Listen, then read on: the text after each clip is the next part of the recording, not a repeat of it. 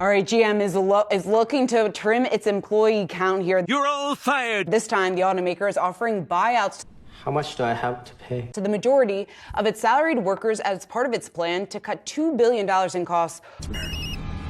Mary, where are you? Shares of GM, they're off just about 4.5%. That's because GM expects to bankrupt the federal government. A pre-tax charge of up to $100 billion.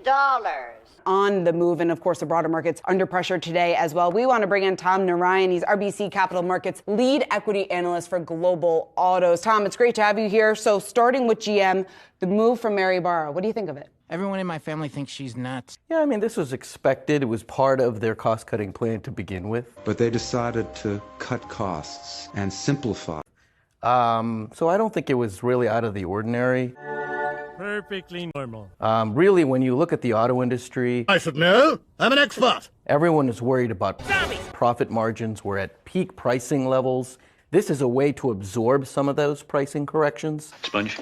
Sponge. So now they're going to put chips in. My beautiful mouth. How do you evaluate GM's transition to EVs? Are they anywhere near the bumper of Tesla as we transition to the Tesla conversation? But how close is GM? Bankrupt. General Motors shut down the plant. I mean, it's a little bit of apples and oranges, right? So GM is predominantly in North America, where arguably you don't need this huge ramp of electrification as quick as, let's say, you need in Europe. What the fuck? You're all fired. So GM also has pickup trucks, which is such a great business. It's really great. You don't really need to electrify those as quickly. He's an expert. So it's really hard to compare the two. No, it isn't. But even so, I think GM is doing the right things. Pause for laughter. They're vertically integrated with their Ultium. Ultron, yes, I know.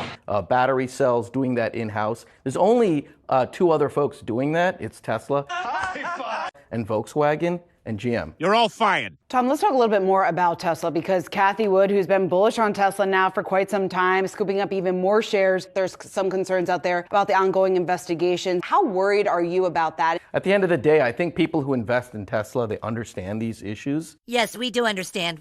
And they really look at Tesla as the ability to disintermediate the entire market.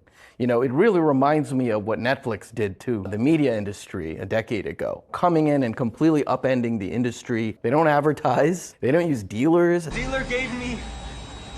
Definitely, there's news items that will hit the stock every now and then, but its core investor base is really about the future of this company and how they can cut costs and effectively undercut the rest of the market. It's the only EV company, pure play EV company, that's actually seen its stock rise. Shit, I'm starting to really like this guy. Investors are looking at EVs and they're saying this is the clear winner. They're choosing it over a lot of other EV makers. You damn right. Just a week ago, Investor Day, when the perception was meh. They did not give details about a low-cost Tesla. Yes, they did. Yes, they did. And it was a long 4-hour drown-out I'm sorry, it is just so much information. I don't know how you guys aren't yawning.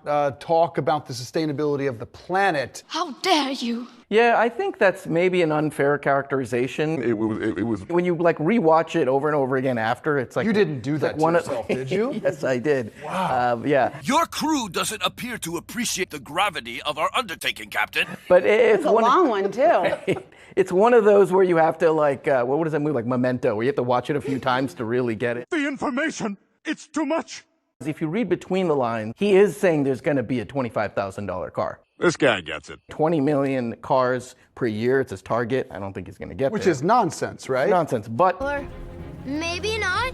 And he had a chart which had a car with the nice blanket over it that had a big number on it in one of the slides. I think that's going to be the $25,000 car. He's the chosen one.